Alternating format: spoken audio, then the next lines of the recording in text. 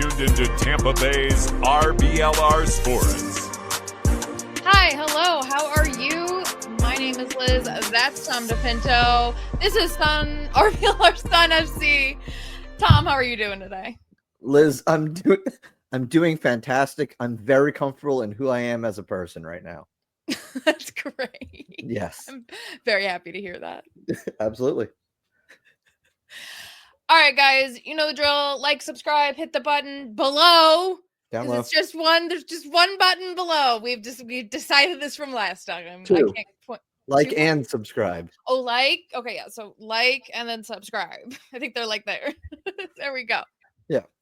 Hit the buttons, please and thank you, so you don't miss anything. Come look at our beautiful faces on YouTube.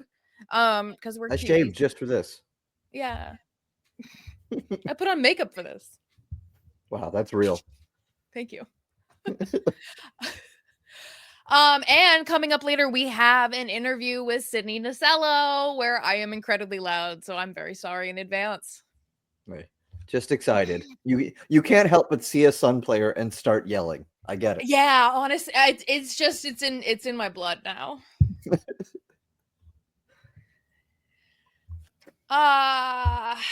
We played Fort Lauderdale. Yeah, let's just get right into it because, man, there it is again, guys. There it is again. Fort Lauderdale. Fort Lauderdale and the Tampa Bay 1-1 FC.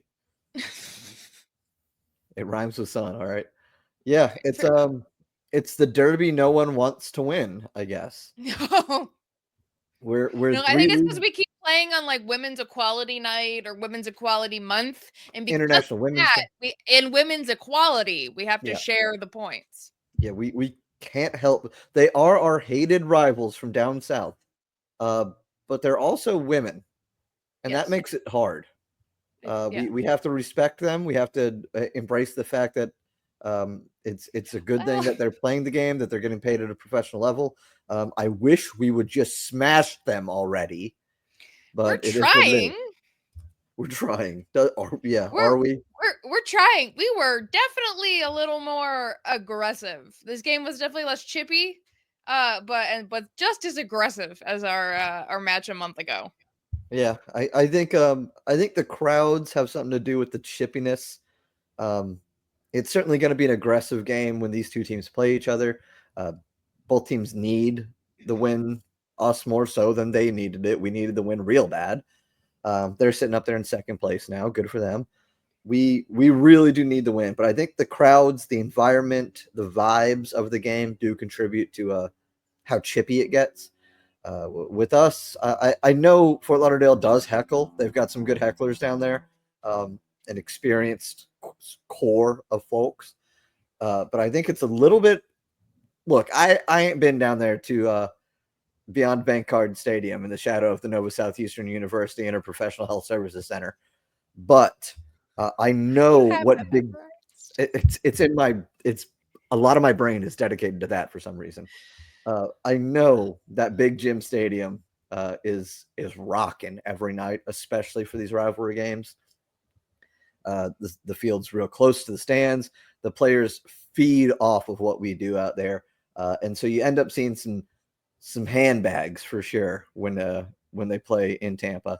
Definitely no less aggressive in Fort Lauderdale, but yeah, a little bit of a different vibe for sure. Just watching on the broadcast. Yeah, the crowd was a little thin. I did see a nice cluster of folks right around the goal, so I know they're definitely trying. I saw flags, I saw banners. Shout out to I know there's the Everglades County Collective. I always get the name wrong. Everglades County Coalition or Collective. Yeah, something like that. Yeah, I only call and them then there's ACC. the New River Raiders, who apparently were heckling the crap out of Ashley Orgis, which is very, very funny. Yeah, she was a good sport about it. She met up with him after the game. We saw, right? So that's cool. Yeah, almost they bombarded her after the game, and we're like, take a picture because you were so chill. Yeah, that's our goalie, really cool. Guys. That's really cool. She's like that. But yeah, they did have an announced crowd down there of 2,260 or 2,620, which I don't know. It's a pretty big stadium, so if you spread them out, it may look a little thin. Yeah, and we couldn't see the camera side, so I assume maybe that's where the premium seats are. Maybe they're not facing the camera like they are for our stadium for whatever reason. So maybe the premium seats have way more people in them, and it's just like those are the crappy sideline seats or something. Yeah, I think it's a decently accurate number. I mean, how much can you inflate it before it's obvious? You know what I mean? So it's good that they're doing that down there. I mean, they're doing a lot to really push that club. I mean, before we get into like talking about another draw, let's take a little bit of time to talk about like Fort Lauderdale as a whole. Let's examine our rival, because they're doing good things. They've got a strong academy system that kind of sprang out of nothing. They didn't absorb any existing teams. They've got a men's academy side. They announced recently that they're endeavoring for a men's professional team too. So, they got the men's academy, the men's league 2, the W League team is starting this summer as well. A men's pro team is in the works. They're when they really say pro building, team, are they going for that first division then or are they talking about championship? not the theoretical USL Premier. It's either League 1 or championship. Okay. Yeah, I know that news came out like today or yesterday. I apologize. Yeah, it was pretty vague, but good. It makes sense. It feels like they're bringing up that squad of U20 guys that made a deep run and just kind of bringing them up into League 2, and then bringing up a couple more of them to the pro ranks. But that's kind of the model they're following down there. They want to build a whole team. It's something we're not doing here. We don't even have a W League team. I think we're obviously focusing on being like a big Tampa sports team. Like we want to be more of a Lightning than a soccer club, if that makes sense. Yeah. Yeah. Which I get because, being a sports team pays better. Yeah, exactly. I mean, we got the money back in. We're trying to do things a big way, and it does pay off. We look extremely professional. Yeah. So it's a clash of cultures when the two teams meet, not just from like a tactical perspective, but also from a business thing, and I think that's pretty interesting about it too. Okay. So on to the actual game, right, Liz? The actual look. We got to talk about another draw. 4 for 4, baby. Another draw. We're all gonna wear ties to the next game. Yeah, putting up the Thailand flag in the back with all the others. Okay, part of me does kind of want to buy a Thailand flag. Yeah, we can take it down as soon as we don't tie a game, okay? But when you're on, what is it? It's like a 5-game draw streak? 4, okay. Well, is it 4 or is it 5 counting Gotham? It's 4. It's 4 total? All right, my bad. I think so. I'm blowing things out of proportion here. Still, feels bad. Doesn't feel awful. Doesn't feel good. We're getting a point a game. But if we need to start clawing back into, that number 4 spot, we're still sitting there at 5, like we've kind of been hovering around. You got to win a game. Yeah. Right. Yeah. See, we count Gotham as a loss because we lost in the PKs. That was extracurriculars. That's a draw to me. Yeah. Okay. I don't think extracurriculars. I like that. I don't think anyone knew we were doing PKs until after the whistle. No, that was wild. That was crazy. Right. Tom, do you have anything about our lineup? We didn't really change too much. No, I thought no, not too much. I think it looked like if everything is to be believed, and I couldn't quite pick this up watching the broadcast. If everything is to be believed, we kind of did. It looks like we dropped Flu in favor of bringing Listro further up. And I say further up, but that's not necessarily the case either, because Nasello and Listro were playing very wide. So it was kind of the typical back 3 of Page, Hendricks, Bissett that we started to settle back into. I know a lot of time it has been Moore and Flint as the defensive pivots. Yeah. right? Yeah, and Yeah, I think in the little lineup you have, we like swap Flo and Flint? yeah, it No. looks like I swapped Flo and Flint, but Yeah. I would assume the league goofed up or because I don't think Flu was really, but again, Flint was getting really high up in that game too. So I think we're just kind of giving a lot of leeway to those sort of 4 players in the interior of the midfield, Flint, Zaid, Moore, Flu, to kind of work with each other. And then Nasello and Listro kind of operating almost exclusively along the wings, I would say. Nasello dropped back pretty far a couple times, got pretty far Well, I up a mean, couple times. Nasello's position is the field, but yes. Right. Nasello is SP, soccer player. Yes. Yeah, I think the beginning of the game, the whole sort of first half had a lot of like a feel very similar to that Gotham game. We concede early, and then we end up getting a lot of good chances and kind of having the best of the run of the play. I would say, right, Liz? Yeah, honestly, the Fort Lauderdale goal, which kind of sucked. It was I have noticed it says we was an outside ball. Nasello and Page don't quite get on it, which is saying something because they are fast as shit. Saving that F-bomb just in case. They don't get on it. Zaid manages to unfortunately leave Hamid open. And then Zaid is forced to then deal with Hamid on her all by herself. It was just no good. It was another one where, and this happens fairly often, where we swarm the person with the ball and forget that the person with the ball can pass it. Yeah. So we need to be on those people too. Right. The ball travels faster than we can. It does, yes. It's a common refrain, but it's true. Yeah. Zaid has shown her chops. Zaid just being inexperienced. Yeah. She's shown her chops, I think, doing her best. We are conductors of the Zaid train. Let's be real. Doing her best for sure. It happens. You're caught out.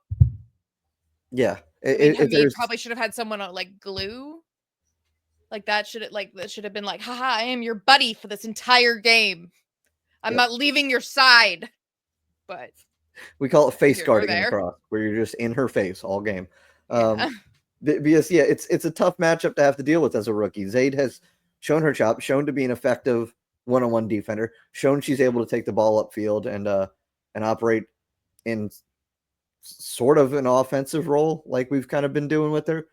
But if there's a couple players on the league, if there's one player on Fort Lauderdale you don't want to get matched up one-on-one with, no matter who you are, it's Jasmine Hamid. She lives up to any of the hype you've heard about her, and we've seen that time and time again. The finish was class. She earned it. She got to the spot she wanted to get to, got to where the ball was going, finished clean. It was really a one-on-one with Orcus, and there's not much you're going to do as a goalie when the ball's sent in that clean to somebody wide open like that, and she nailed it. So, it's 3rd minute, 8th minute, it hurts giving up these early goals, that's for sure. But the only, the redeeming thing about it is that we get back in it after that. We settle in, we tuck the ears back and take the front foot after we get scored on. I would prefer to not need that goal to get scored on us to start operating as good as we can. But hey, that's what happens sometimes. So we'll see if we can shake it. But that's 2 games in a row by my count where we get scored on early and it looks a little messy. Yeah. It's not messy. Liking and subscribing. I tried, man. I tried. Hit the buttons. Like and subscribe. There we go. You want to hit at RBLR Sports, at RBLR Sun FC on socials, but at RBLR Sun or RBLR Sports on YouTube. Come look at our beautiful faces. Yes. It's worth it. You can yell at us. Yeah. Not right now. Leave comments, leave comments, yell at us. Actually, I do hope you are yelling at us right now for whatever we're saying that you do or do not agree with. but you can type it out on Blue Sky on Twitter, and we'll actually Yell have at to us read now because later I'll be yelling at you. it. Yeah. Meet me at Big Jim, and we can scream at each other. Okay. Oh no, I'm at the interview where I'm literally screaming. Oh God. Yeah. Yeah. I'm so sorry in advance, guys. Super producer Eureka literally tried to warn me, and nothing got better. Yeah. So yell at Liz about how much she yells. Yeah, there you go. Leave us a comment about how damaged your hearing is after this episode. So yeah, after that first goal, like I said, we did kind of take command of things. I think we looked direct. This is what I really noticed about that is we looked super direct towards goal in a way that we don't usually. There wasn't a lot of passing the ball around the outside arc, the wings in the midfield, playing it outside and hope for a cross in. We were kind of trying to force the ball in, and normally that's a bad thing, forcing the ball somewhere. But I think it was a new and good look for us. Something that I think Denise shifted the game plan for a Fort Lauderdale team that we've played a whole lot and have only drawn with. So I think it was good to kind of shift things up and be like, no, let's attack that center of the back line and let's try and make something happen. We did get some good crosses operating, I think, from Jordan Zaid on the right side. She was getting really advanced. She was finding some opportunities to use her speed, play the ball in. She looks good when she's carrying the ball. And I mean, she looks good all the time. Her whole hair situation is crazy, I got to say. I couldn't help but notice this, but she just has like so much of it back there. Yeah, she's got a lot of hair. Thank you. Yeah. All right. I'm not crazy. Okay. I was reading the note and I was like, what? That's such a weird comment. Sorry. These are the things I notice. Look, I get easily distracted. But look, when she's running, it's heavy. But she was taking a lot of opportunities to carry the ball, to use her speed. I know it's something that the coaching staff really likes about her is how fast she is. It's probably a big reason she's on the team. We like to work the ball up kind of methodically along the left side, a little bit of passing. The right side is likes to be a little bit more wide open, having fun. What is this idiot doing back here? So she had some good work back there. She was playing the ball in well. I think Flint was part of the interplay with her sometimes. She'd kind of try and connect the ball over to Nasello on the left side or play it back to Zaid as the situation called for it. And I think as those kind of direct opportunities, straight up the gut or utilizing the speed of Zaid to the right side, as those start to develop more and more, I think that's how we got the payoff. I think that's how we got our goal. You want to tell us about how the goal operated? Sure.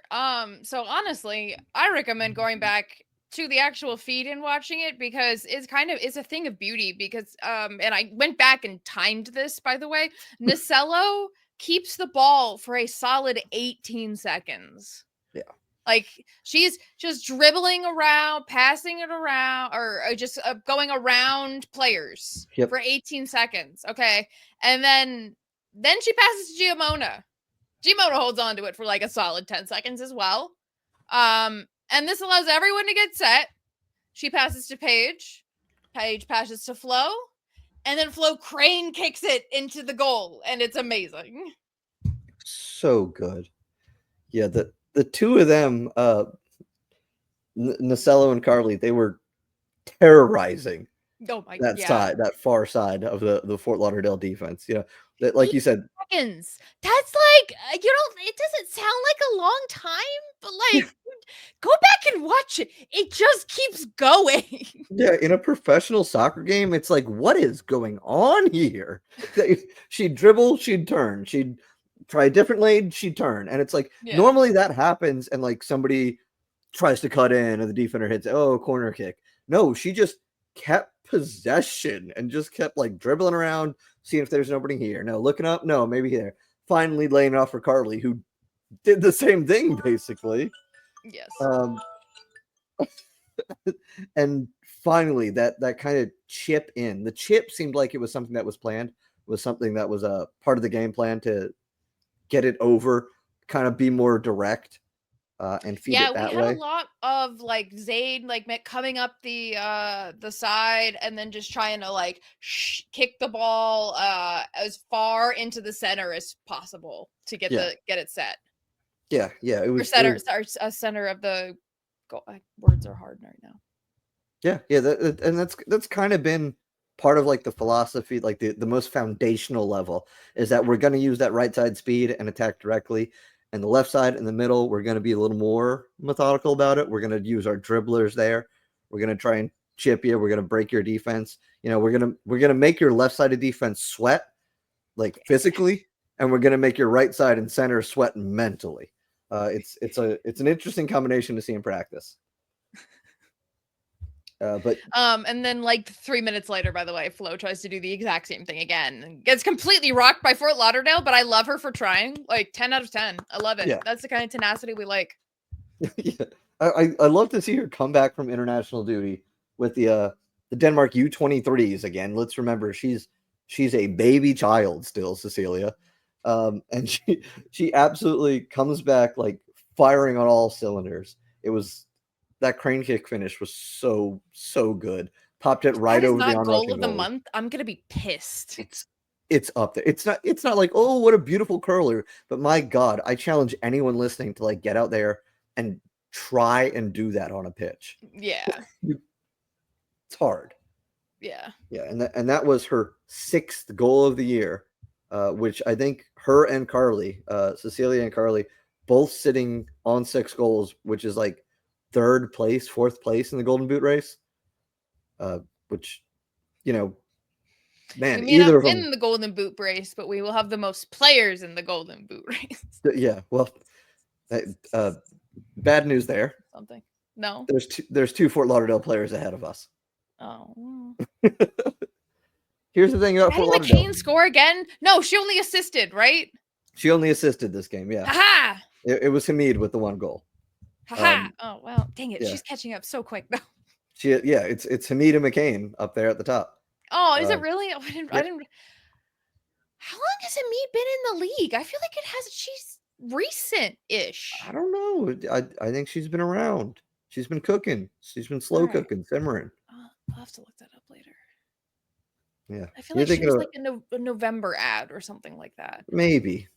But she's good. It still makes it wild. Yeah, that's what makes it more wild that she's already like cruising to the top. Yeah, and now Balcom's cooking because she's finally on a good team.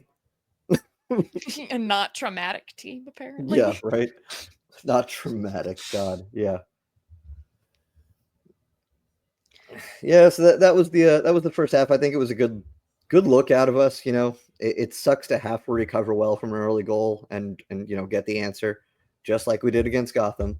But it's a encouraging sign that we can recover. Some teams will roll over after those early goals, but there's a lot of soccer, and we know that.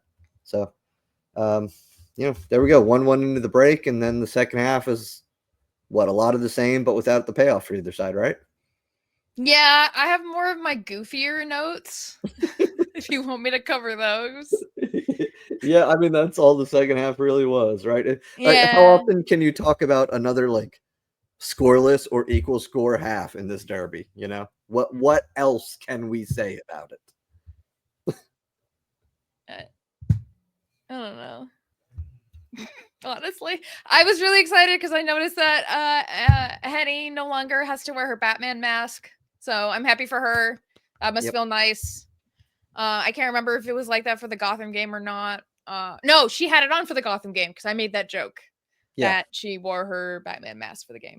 Yes. Okay. Yeah. So Good. Yeah. So I think this was the first game without it. It's a pretty quick recovery from having your face broken. Yeah, honestly. Tough. So I'm sure she feels better, and that might be also why she probably played a little better. Yeah. I mean, I don't think she's ever had a bad game in a Sun uniform. Fair enough. Yeah. No, but you could see she was annoyed with the mask sometimes, where like maybe her passes or kick or something would be just a teeny bit off, and you could see she was annoyed with it. Yeah. It's got to affect your vision a little bit, or sometimes as an athlete, if your hairband's not sitting right or your Yeah, sock's it's one of those things that weird. just bothers the crap out of you, yeah. Yeah.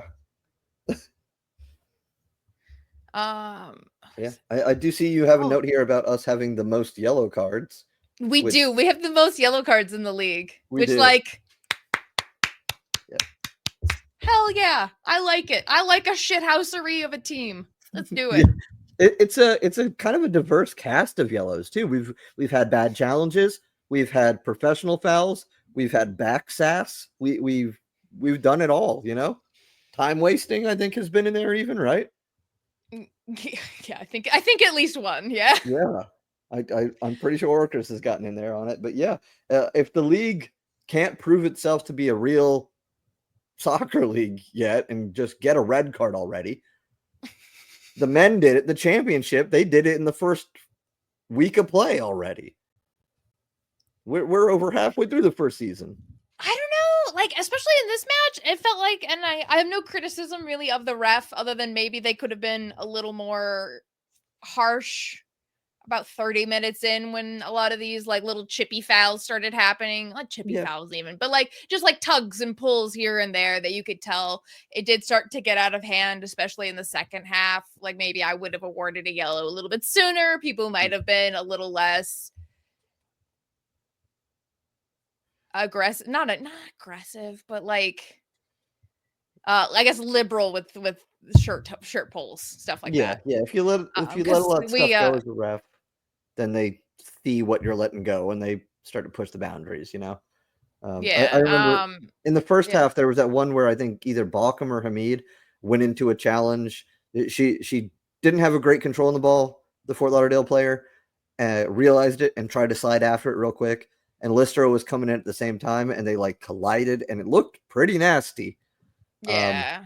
And then Fort Lauderdale got a free kick out of it, which is kind of a theme, 50-50 or a Fort Lauderdale foul, and somehow they get a free kick, but sure. But yeah, it's things like that. I've seen this referee before. She's been pretty good. She hasn't lost control of any games I've watched. Yeah. No, I wouldn't even say she lost control of this game. Not at all. No. I just like there is a little tiff in the second half where Bissett and Baucom get a little shovey. They start to tussle a little bit. There's a shove. Nasello kind of flies in. She's kind of lucky she didn't get a card too, quite frankly, because you could see a little like hair shirt pull on the back. Bissett and Baucom both get a card, which is when they announced that we have the most yellow cards. This is very funny to me. And then what is it? Listro shoves Listro completely shoves a Fort Lauderdale player that gets in her way, and I'm so here for it. Like my captain, oh captain, my captain, hell yeah. I could see she was getting a little miffed, to say the least, in this game. But see, the ref wasn't taking any like really any BS though, or really losing control of the game, because there is around the 86th or 87th minute, Hamid like completely flops, and you can tell that Henny barely touched her, and she just like falls and doesn't call anything, and it's like, okay, all right, she knows what she's saying. Okay. Yeah, you kind of got to get the scouting report as a referee going into this Florida derby, where like, yeah, these two teams, you know, they're gonna say in public or like to the press, like, you know, oh, it's any other game. Sure, maybe you get a little excited that you're playing a local. I don't think these teams like each other. I think we've reached that point finally. I think it is really like they're not going to admit it. I don't think, but it is an interesting game every time. Yeah. The more you play somebody and nobody wins, I think the more frustrating it gets for everyone: fans, players, coaches. I think this is the next. If there's not a red card in between now and the next time we play Fort Lauderdale, I think we christen it for the league. I think it happens then. Yeah. I hope part of me just wants to christen it for the league because I think it'd be funny. Yeah, I hope it's not us, so we don't have to play down a player, but yeah. But I hope it's us at the same time. Yeah. I feel similarly. Yeah. Yeah, we could always be the trivia answer too. Okay, we have.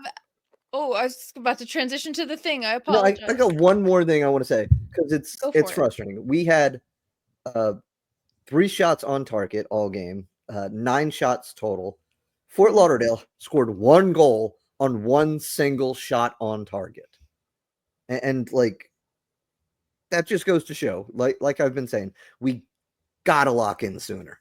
If their 1 shot on goal is a goal and it happens in the 8th minute, let's be as good as we are for 80 minutes for the 10 minutes at the start of the game too, please.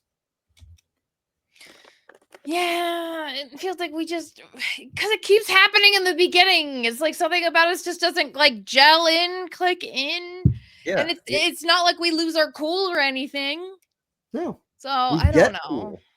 As a coach, you got to think is it the warm-ups? Is it the way we start the day, we start the game? Where does that happen? The game has to start 10 minutes earlier for us, it has to start at the walkout, Gotcha. It's something I'm dealing with my lacrosse team, kind of on the inverse thing. Look, I coach a high school girls lacrosse team. It's a whole problem. I wouldn't say it's a whole problem, but the past week has been rough. So it's a problem right now. But we come out there solid, looking great, and then we go down a couple goals, and it's tough. The Sun team is kind of the opposite. They look a little sluggish. They get beat to balls, and then they lock in. So it's what problem would you prefer to have? I don't know, but it's something that I really do hope we solve. And we are playing Carolina next. And I think this is a good chance. We beat them at home last time we played them at home.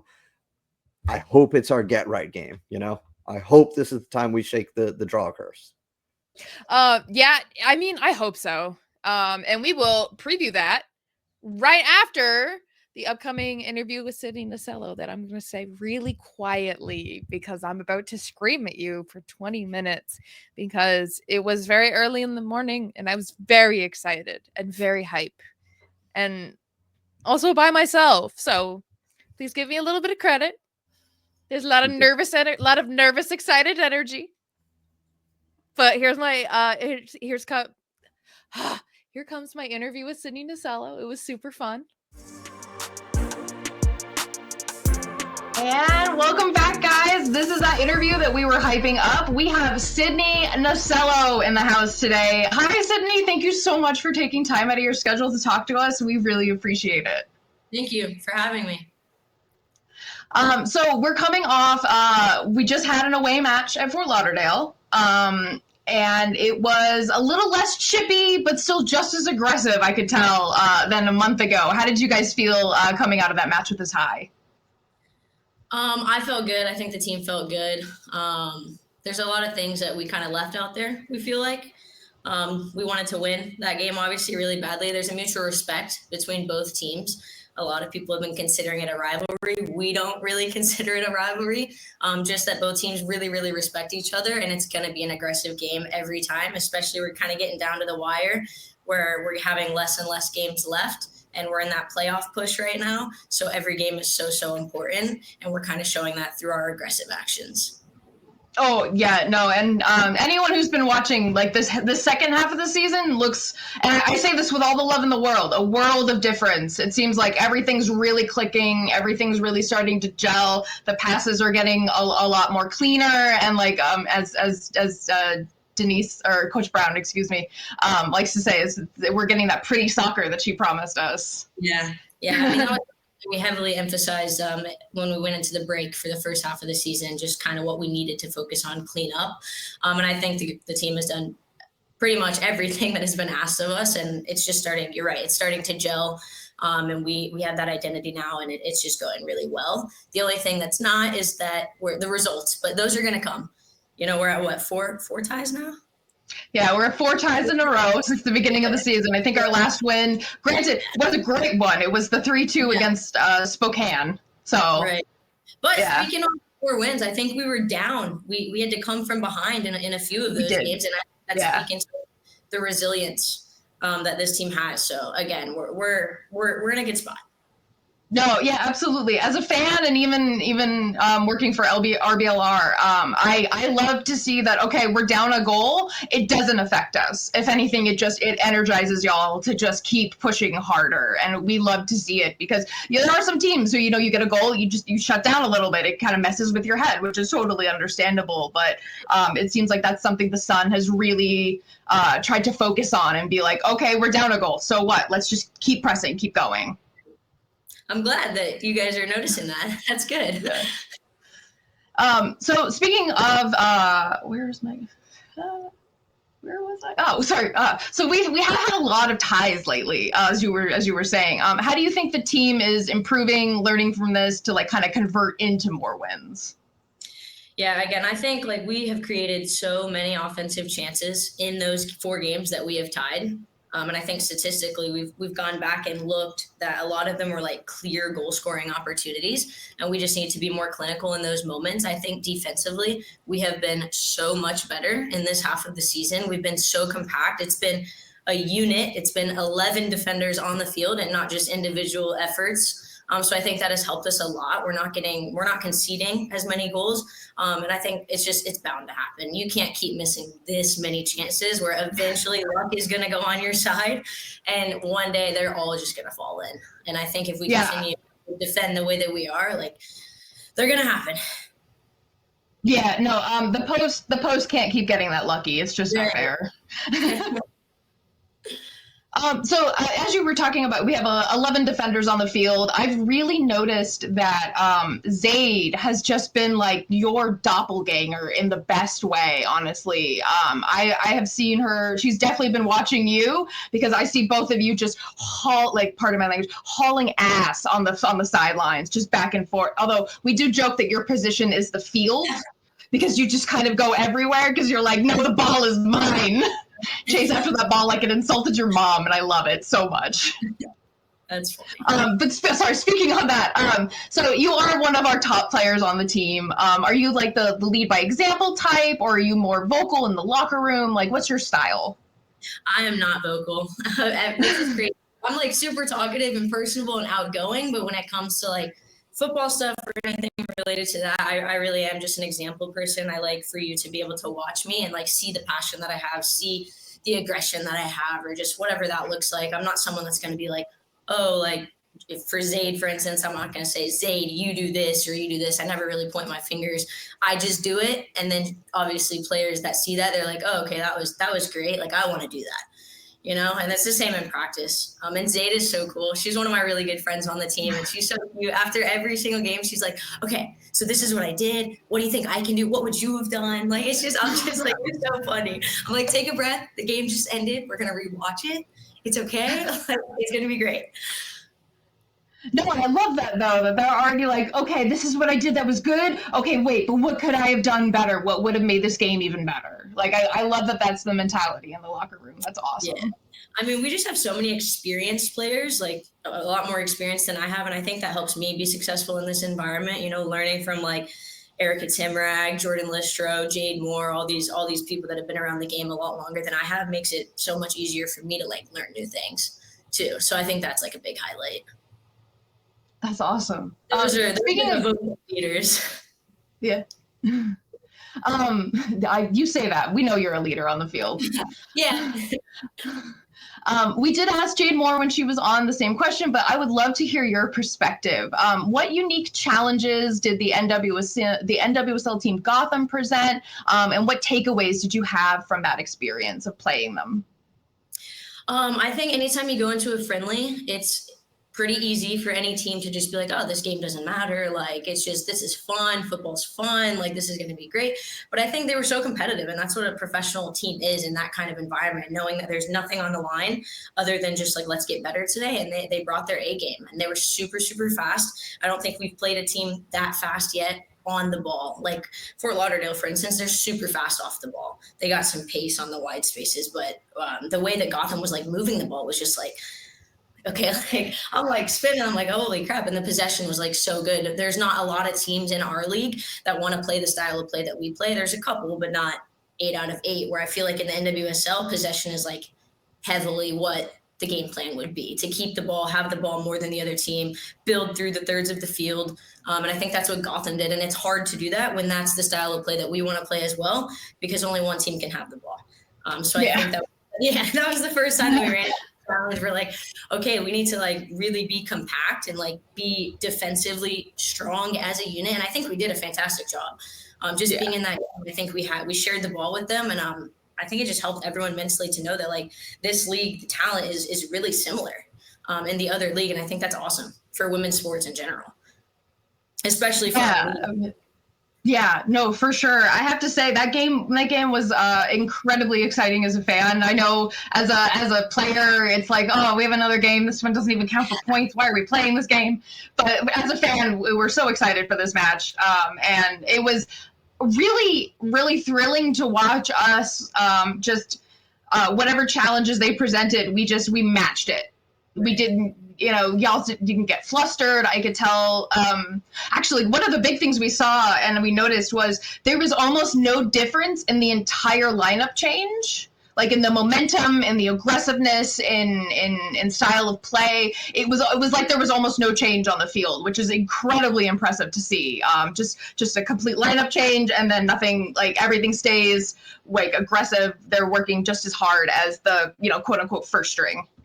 Yeah, I think that speaks to the talent that we have, like, in this locker room. It's insane. I think that, like you said, you could change the lineup at any point in time, but, like, there's an identity, and the identity lies within, like, the crest of the Tampa Bay Sun Football Club, and that it doesn't matter who that first 11 is, it's going to be the same product, and it helps so much in practice. Like, people do not realize when you are training against players that are that good, and it doesn't matter who is there, getting to train against that every single day. This is why the second half of the season is so much better for us, because the amount of talent that we have when there's a starting 11 one week going against the non-starting 11, that could very well be a starting 11 on any other team in this league.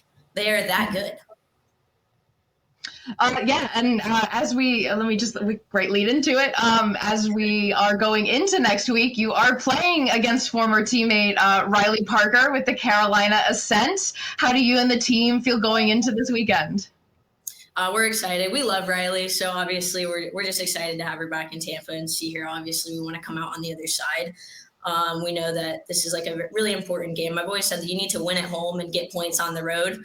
And we've done that. We've gotten all the points on the road, and we have won at home. So now it's just about putting everything that we're working on this week tactically into play, fixing a couple of the mistakes from the last couple of games. You as a fan can tell me, since you've watched them all, but I feel like most of the goals, it feels like we're shooting ourselves in the foot. I feel like it's not where like a team is like tiki-taka. They're like breaking us down, and then they played a great through ball, and then it's like, wow, that was like a really nice goal. Let's stand up and clap. I feel like we've watched every single goal, and it's like, okay, I could have stepped here. Someone could have done that. This space could have been closed. This was poor. Like, it's just like things that we could minorly fix to concede less goals. So we're just excited to do that. Yeah, no, and I can definitely say as a fan, I've noticed it. There's a lot of, I like to call it like just, what's a good way to say it? I guess thinking ahead is just the simplest way. I've seen a lot of anticipating plays. That's improved a lot for, like, not that it was ever bad, but I've definitely seen an improvement in how we anticipate plays. And like, I want to say it was our goal against, was it Brooklyn? I can't remember, but it was like Tosh Flint and Jade Moore just completely switched positions, like, so fluidly just to score. And it was beautiful. You could tell that there was like, oh, okay, yeah, you're moving here, so I'm going to move here, and then we're going to score a goal, and everything's beautiful. Right. Yeah, I think that's really cool. We're also like super, just position wise, it does not matter what position you play. I could sit here and say like, okay, I'm the left wing back. No, because sometimes you're going to see me at the 9. Sometimes you're going to see me up where Flo is. Sometimes you're going to see me where Zayd is. Like, we're just kind of moving where the ball goes, and whatever is going to get us to success, that's where the player's going to be. And people will just gladly, no questions asked, slide into that new position. So it's like so fun to play this style of play. And so this is I guess DSB's favorite. So you've been with her for a while. How has she grown as a coach, going from, her USF Legend days to now coaching, a top tier professional women's team? Yeah. I mean, it's still early. This is her first year, so this is just like, we're learning, but she's also learning. I played with her, even she was around in my club days as well. So I've kind of seen her through like a lot of chapters. And I just think like in a professional environment, that's different than college. In the college game, I feel like there's a lot more games. It's like 2 separate seasons, but like not really. Like in the professional, you have to be top.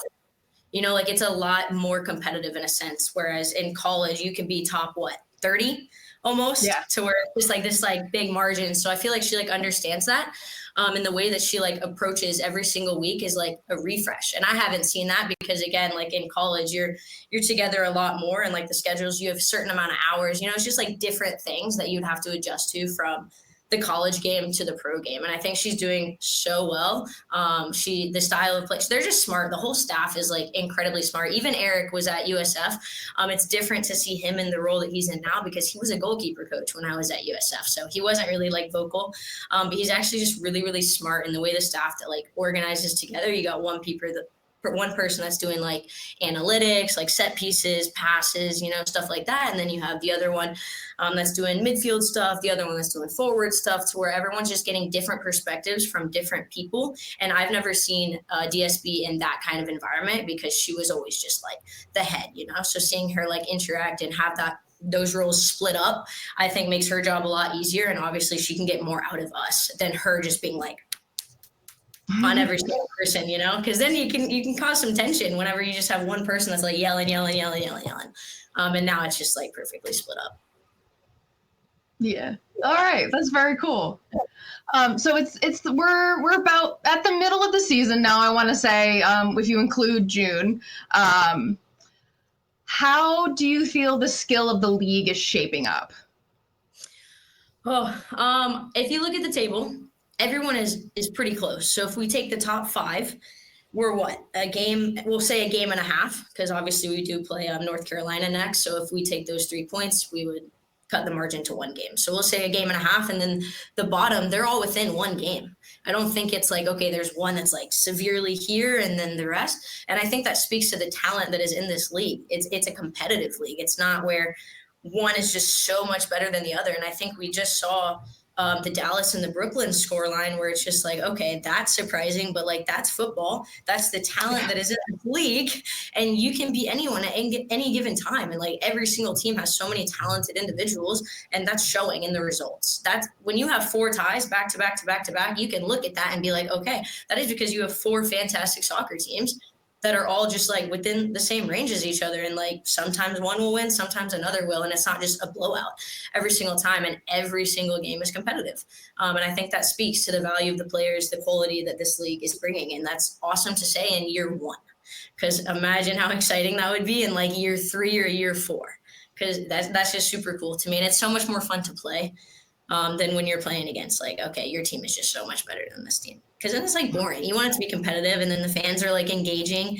Fort Lauderdale's fun because it's like that mutual respect, and you guys are like aggressive at each other, and that's what makes football fun and healthy. Speaking of fun, how is it being back in Tampa?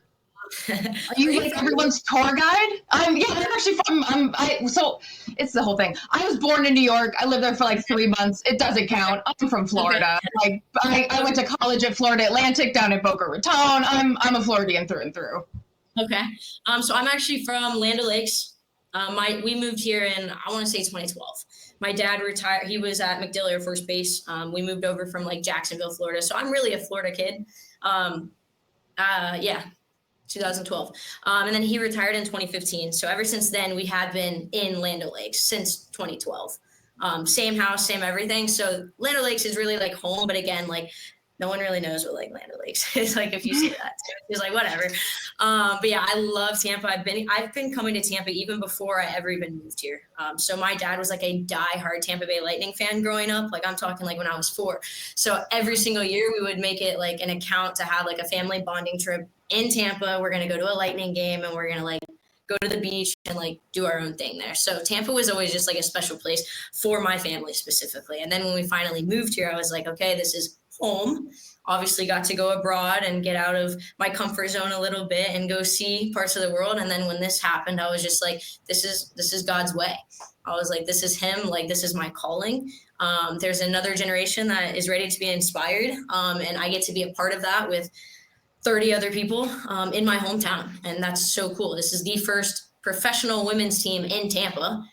And to say that you're a part of that is insane. It still doesn't feel real. And it's been like how many months? It's still just I get it. I get it. Yeah. Because football's fun. You know, when you start playing a sport, it's because it's fun. And now I'm just like, it just doesn't feel like this is work. Like, it's so weird. It's like, yeah, I'm at work, but I'm like, I'm having a great time. And like, not a lot of people can say that sometimes. I'm not a player, but I feel the same way, honestly. Like, one, it doesn't feel real. Like it doesn't feel like just a couple months ago I was at my friend's wedding waiting because I couldn't go to the brand reveal party. So I'm sitting there on my phone with all the other bridesmaids waiting in line to like walk. Like, what's the logo? What's the logo? What's the logo? And now we have the logo and we have a team. And it's every time I walk into the stadium, it's still like, this is real. I honestly can't thank you enough. I don't know how many people tell you that, but you guys honestly are like a big why. The fans in particular, like no one, it would be boring if you guys were in the stands, obviously. So your dedication and your support to us and our team, it really is valued here. And we do talk about it in the locker room all the time. So I think that you should know that. You, Tom, pretty much everyone on RBLR, and then all of the Tampa Bay Suns fans. Like, you guys make home game environments so much fun to play in, and it's just like this is why we play. Oh, we love to hear that, honestly, because all we want to do is make the funnest atmosphere, especially over in the heat wave, like during those PKs. Shit was lit. Oh my God, we were losing our minds. Fun fact, we actually didn't know that we were going into PKs. Oh, that was as much a surprise for you as it was for us. Okay. I knew because the announcement that was made in the stands, they were like, oh, we're going to PKs, and we were all like, okay, like, good. Yeah, we had no idea. And then everyone started going behind the net. I was like, this is happening. Just to provide a counter perspective, so you were like, oh, okay, we're going to PKs. The supporter section was like, oh, we're going to PKs, and like I'm not even joking. The entire section just lost it. Right. We were so excited. We were like, we thought this was going to end in a tie. That was also okay because we still did better than Fort Lauderdale. And now we get PK. Oh man, it was so hype. That was so much fun. That will go down as honestly one of my favorite memories. Awesome. We're glad. Yeah. So I think we need to get you to your meeting. But thank you so much for taking this time. This was so much fun, and I had a great time talking to you. Me too. Thanks for having us, or me. Thank you for having me. Okay, all right. Thank you so much. Bye. And we're back. That was the interview. I hope you enjoyed it. Again, I apologize for screaming in your ear for about 20 minutes, but that's what you get. Just turn the volume down. That's all I can tell you. Liz, I thought it was a fantastic interview. You Thank you. handled yourself well. What else are you going to do when you see the best dribbler in the USL Super League, but get a little excited? I know, 18 seconds. Just a solid 18 seconds of just like going around Fort Lauderdale. It was on beautiful. her own. Yeah. So I think this coming Saturday at Big Jim Stadium, she's going to dribble that ball for 90 minutes around Carolina. I hope so. I think she can. I think we got that nut cracked. I think the early season, beginning of Super League style Carolina, they looked so good. I think that team is long gone and dead. They came up with a good win against Spokane last weekend. 2-1 against Spokane. They ended up winning. On one hand, yeah, cool, you won. On the other hand, watching some of that game, Spokane's defense looked a little like they were not ready to participate at times. It's a problem we don't tend to see for 80 out of 90 of the minutes for our games, for our team. So as long as we don't let that thing happen, like we like to let happen, where we get scored on early, I think we can match up very well, and I think we can kind of get the train back on the tracks. Yeah, I'm inclined to be like, we should win this because we beat them last time. They lost to Fort Lauderdale. We tied Fort Lauderdale. Right. The transitive property should be working here. Yeah. Make it make sense, right? Yeah. Yes. Yeah. They had a couple good goals kind of early, and something that would be sort of concerning is that in that last game against Spokane, the Ascent scored in the 5th minute. Right. Our bad kryptonite. Yeah. Our kryptonite, the first 10 minutes. Yeah. They got in deep against what was kind of a weak 3-person back line. I think the midfielders didn't slide back and slide into the roles they were supposed to, into the zones they wanted to. The Spokane defense plays a lot of zone, but they lock down specific areas of the field as opposed to just marking up man on man. And it works a lot of the time, but when it doesn't work, it's very obvious what went wrong too, is the problem. It's not like, oh, she got beat 1-on-1. It's like, what are all of y'all doing out there? So that was the one goal by the weakest link is just going to be Zaid. It's just coming up. We leave our flank open a lot of the time, and that seems to be our weakest link. Not that I don't love Zaid. It's just a matter of that foresight of knowing where to be at the right time. Yeah, if it's any consolation, Carolina's 2 goals in that game didn't come off of that side of the attack. Okay. I think you can maybe say the first one was that's the Spokane goal. No, it was a lot of kind of direct ball, and then their second goal in the 30th minute by Jenna Butler was just a straight header off of a corner, which again was zonal marking by Spokane, picking this is my spot, and I think the defense and Hope Heisey, the Spokane goalie, didn't really read it too well, and she was just in between the gaps. I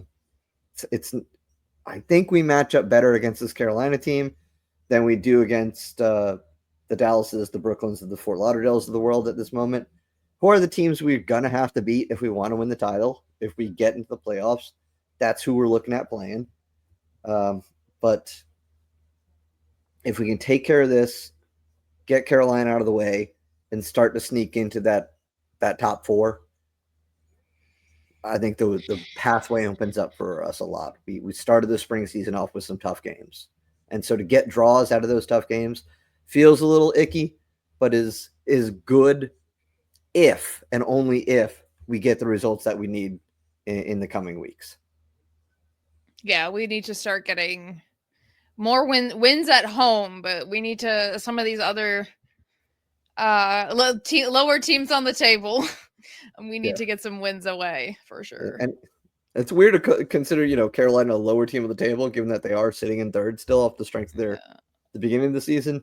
But they haven't had that spark since we snuffed it out last fall. You almost say they've been on a descent. Yes, Carolina decent. Carolina decent, yeah, decent. Yeah. Oh, I'm gonna make it that when they move to like 4th or 5th. Yeah, Carolina decent. What are you gonna say about them, huh? Yeah, they're gonna hate me on the Super League subreddit. They got so annoyed with the Carolina decent. If they had the same form as we did, they'd be Carolina consistent.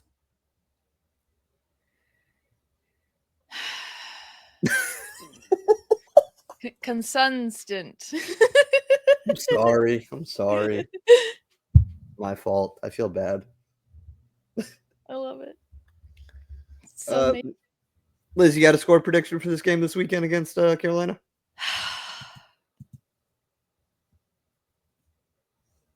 I don't even want to know what Sunrise says. Sunrise can go shove it up its butt. I don't trust computers as far as I can throw them. No, even though it's been right every single time. Right. I got one. I feel like we can eke out a 2-0 win on this. I really do. 2-0. We're pitching a shutout in your brain? Yes. At some point, our defense is going to stop letting Ashley Orcas down. God damn it. Yeah, really. God, I hope you're right. Yes. I've got. You know what? Yes, I'm speaking this into existence. Spokane it into existence, as Brent would say. I got it 2-1. I got it the same scoreline we played them last time in Tampa. So Okay. I feel like it's any score for a Sun match, any prediction that isn't a draw is like, ooh, hot take at this point. But I mean, a little bit, yes. But it's got to happen, and we got to believe, as the fans, as Sun Country, as Sun Nation, we have to. It's not Sun Nation. As Sun fans, we have to believe first. Okay, we got to put out the psychic vibes out there where we're not going to draw a game. Well, we know we have the talent is the thing. It's just goddamn crossbar. Goddamn crossbar. Could stop playing for the other team. Oh, Jesus. Well, Liz, you want to go around the rest of the league real quick? Sure. DC Power played Lexington. Lexington won. Yep. With goals before the 75th minute. So shocking to me. Yeah, that's new for them. Yeah, so they got a goal in the 23rd, a goal in the 60th, and then DC came back just to get one little goal in the 85th. Garbo. Yeah. And then Brooklyn just kind of shit the bed, I guess. Yeah. I mean, what the fuck happened in Dallas Trinity versus Brooklyn FC? That's the one.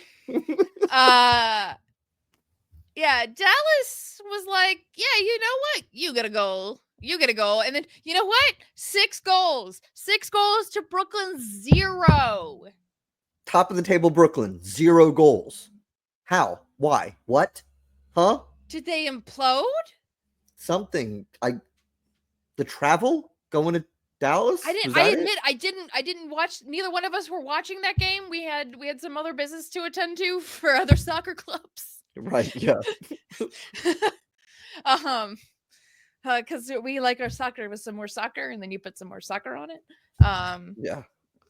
We're not busy enough. So we were just getting FOT mob updates, being like, oh, okay, they scored a goal. Oh, they scored another. They scored another. Yeah. Yeah. You said, oh my God, it's 5. And then by the time I checked, I was like, oh my God, 6. It's 6. Yeah. Yeah. Yeah. It was Chioma Ubagagu. We know her in the 6th minute. And then you thought you might get a nice game out of it because there wasn't another goal scored until stoppage time of the first half. Cameron Lancaster, not the guy who plays for Lexington.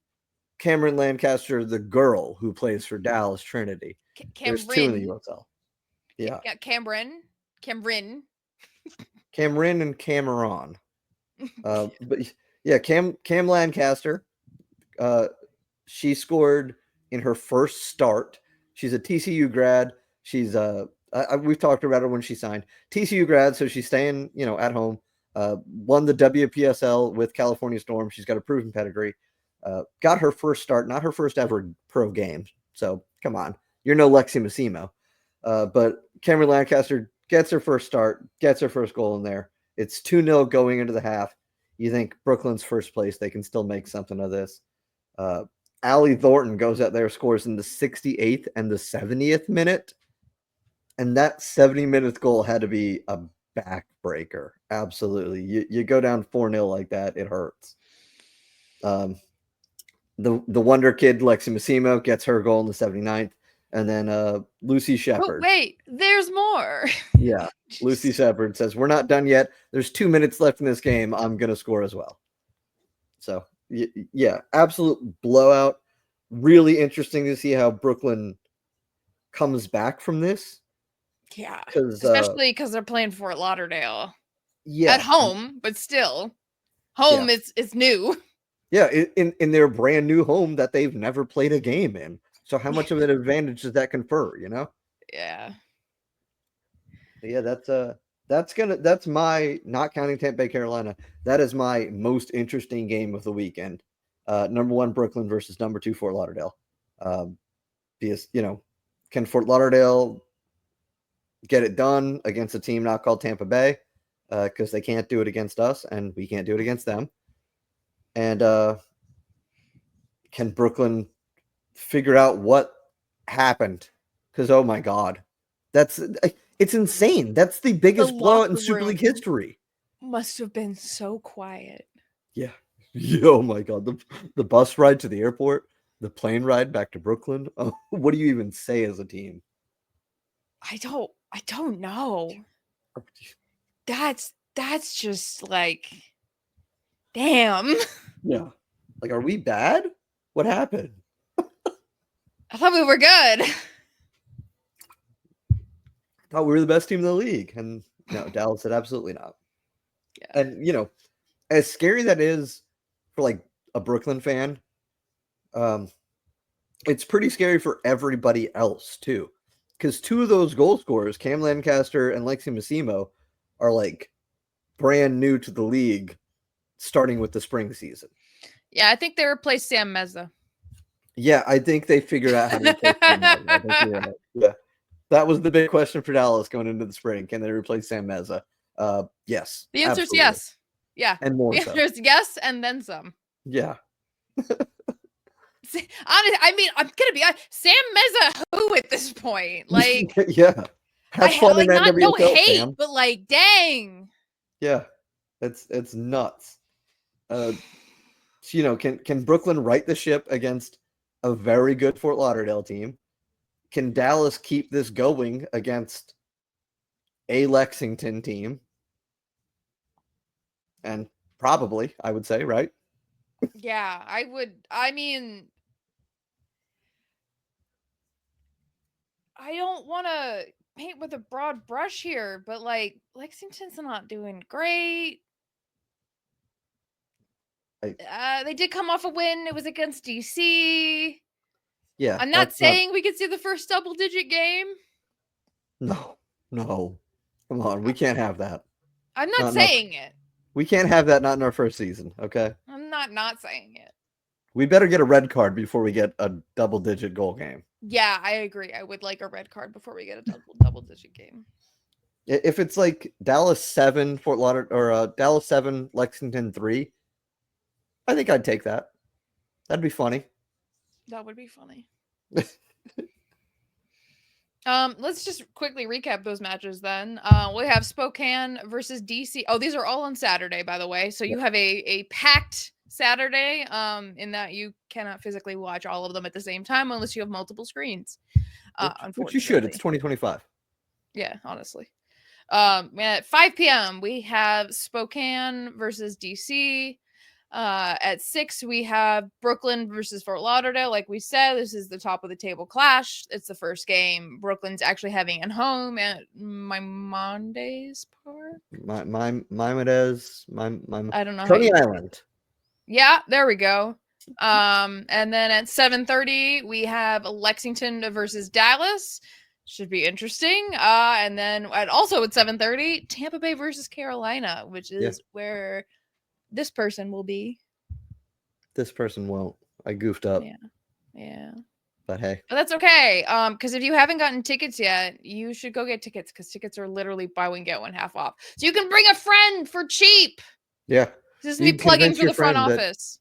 Tickets are usually that cheap, and then surprise them when they're not. Yeah.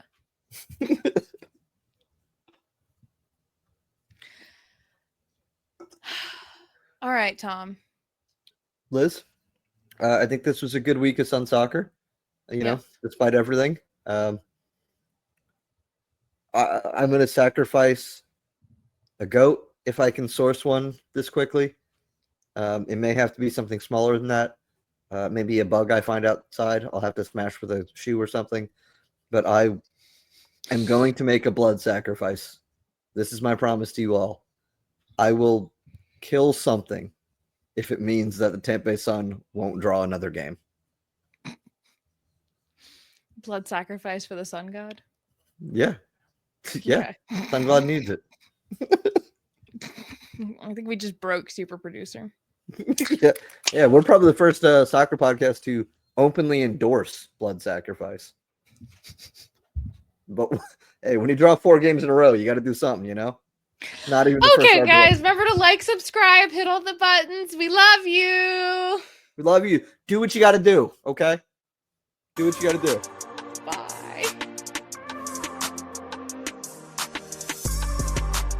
Thank you for tuning into this presentation by RBLR Sports. On your way out of the stadium, please remember to like and subscribe.